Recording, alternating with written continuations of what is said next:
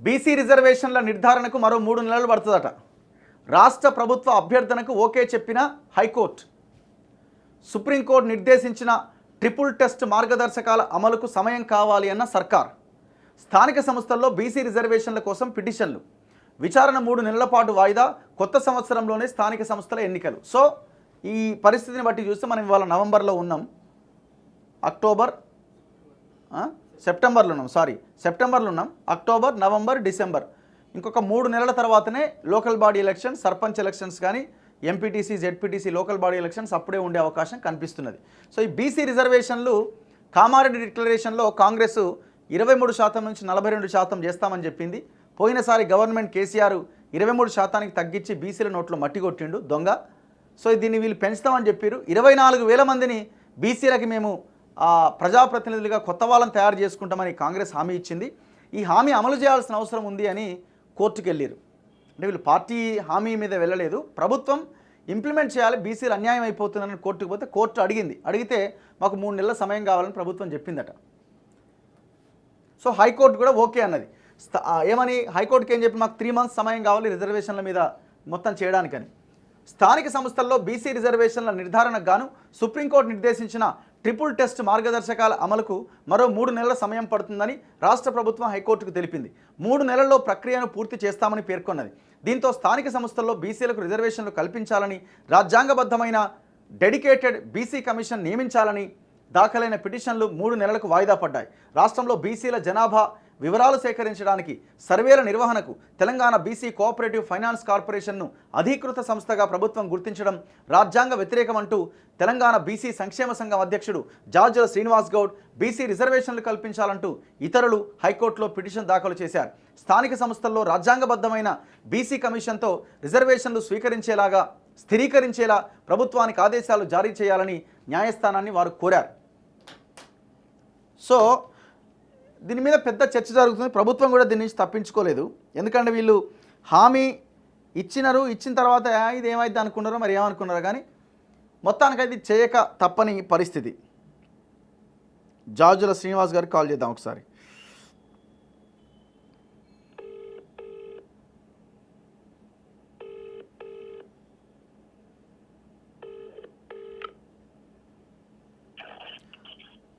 నమస్తే అన్న, నేను రఘు మాట్లాడుతున్నా. లైవ్లో ఉన్నారు మీరు అన్న. ఇప్పుడు హైకోర్టులో ఏమైందన్న, మీరు పిటిషన్ వేసినట్టున్నారు కదా? అవునవునన్నా, రిజర్వేషన్లు అది. అవును, ఓకే అన్న. మీరు ఏమని పిటిషన్ వేసినారు? అంటే ఇప్పుడు state government dedicated BC commission ద్వారా కాకుండా స్టేట్ ఫైనాన్స్ కోఆపరేటివ్ ఫైనాన్స్ ద్వారా కులగణన చేయాలని చెప్పి ప్రయత్నాలు చేసింది. ఓకే. అట్లా కాకుండా తెలంగాణ రాష్ట్రంలో సమగ్ర కులగణన జరపాలి. ఆ కులాల జనాభా దామాష ప్రకారం రాజకీయ వెనుకబాటుతనం ఆధారంగా బీసీ రిజర్వేషన్లు నిర్ధారించాలి. అప్పటి వరకు స్థానిక సంస్థల ఎన్నికలు నిర్వహించవద్దు. కులగణన చేసిన తర్వాతనే స్థానిక సంస్థల ఎన్నికలు నిర్వహించేలా ప్రభుత్వానికి ఆదేశాలు జారీ చేయాలని చెప్పి మేము హైకోర్టులో పిటిషన్ దాఖలు చేయడం జరిగింది. ఇప్పుడు ఈ బీసీ కోఆపరేటివ్ ఫైనాన్స్ కార్పొరేషన్ ద్వారా చేస్తే వచ్చే నష్టం ఏంటి? దాని సుప్రీంకోర్టు చాలా సందర్భాల్లో జడ్జిమెంట్లు ఇచ్చింది. ఈ కులాల లెక్కలు చేయాలంటే, కులాల గణన చేయాలంటే ఒక డెడికేటెడ్ కమిషన్ ఉండాలి. దాని ద్వారా మాత్రమే చేయాలి తప్ప ప్రభుత్వం ఇష్టం వచ్చినట్టు ఏ సంస్థ ద్వారా, ఇప్పుడు ఉదాహరణకు రాష్ట్ర ప్రభుత్వం అన్నట్టు జీఏడి ద్వారా చేయాలని ఒకసారి, state finance cooperative BC corporation ద్వారా చేయాలని ఒకసారి, ఇట్లా రకరకాల చేస్తుంది. కాబట్టి ఎప్పుడైనా రిజర్వేషన్లు నిర్ధారించాలంటే కమిషన్ సిఫార్సుల ఆధారంగా మాత్రమే, కమిషన్లు సేకరించిన డేటా ఆధారంగా మాత్రమే చేయాలి తప్ప వివిధ సంస్థల ద్వారా సేకరించింది క్వాంటిటీ ఉండదు, దానికి చట్టబద్ధత ఉండదు. కాబట్టి వీటి ద్వారానే చేయాలని చెప్పి సుప్రీంకోర్టు అనేక సార్లు జడ్జిమెంట్ ఇచ్చింది. అంటే ఇప్పుడు ట్రిపుల్ టెస్ట్ మార్గదర్శకాలంటే అవేనా? అదే ట్రిపుల్ టెస్ట్ అంటే ఒకటి డెడికేటెడ్ కమిషన్ ఏర్పాటు చేయడం కులగణన కోసం. ఓకే. 2 ఆ డెడికేషన్ కమిషన్ ద్వారా కులాల గణన చేయడం. 3 ఆ కులాల గణన చేసిన తర్వాత జనాభా దామాష ప్రకారం రిజర్వేషన్లు నిర్ధారించడం. ఈ రిజర్వేషన్లు మొత్తం ఎస్సీ ఎస్టీ బీసీ రిజర్వేషన్లు 50% లోబడి అమలు చేయడం.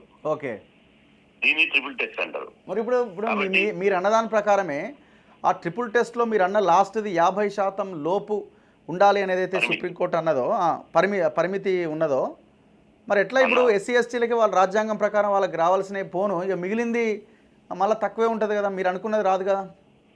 అంటే ఇప్పుడు ఇందులో ఒక విషయం ఏంటంటే ఎస్సీ ఎస్టీల జనాభా ఆదివాసీ ప్రాంతాల్లో ప్లస్ రూరల్ ఏరియాలో ఎక్కువ ఉంటది. ఉదాహరణకు అర్బన్ ప్రాంతాలలో హైదరాబాదు, నిజామాబాదు, కరీంనగర్ ఇక్కడ మున్సిపల్ ఏరియాలలో వాళ్ళ జనాభా తక్కువ ఉంటది.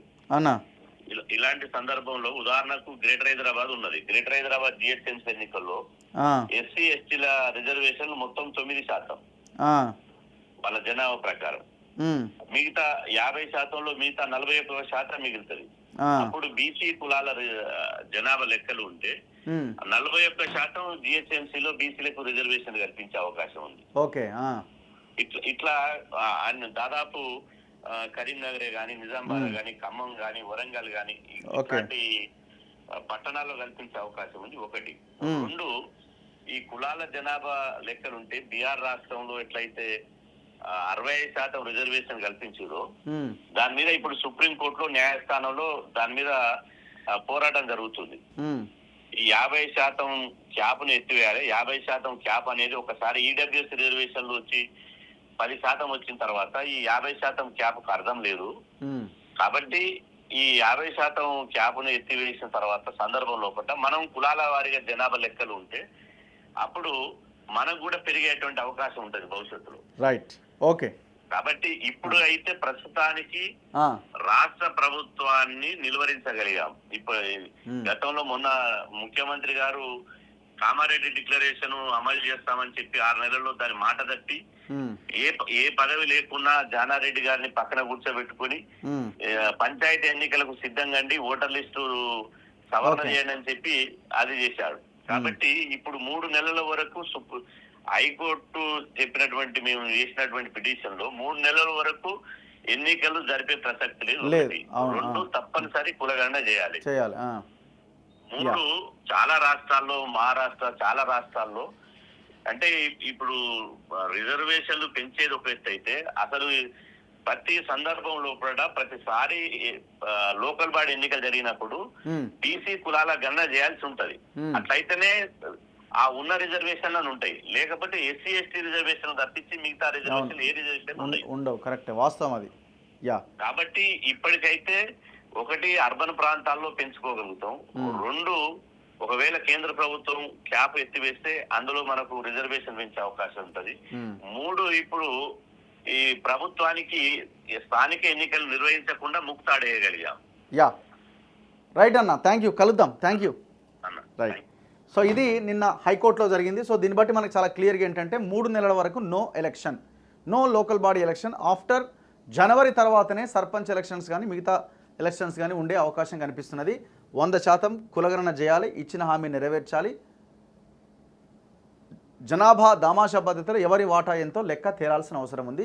మీరన్న 42% రిజర్వేషన్ కూడా అమలు చేసి తీరాల్సిందే.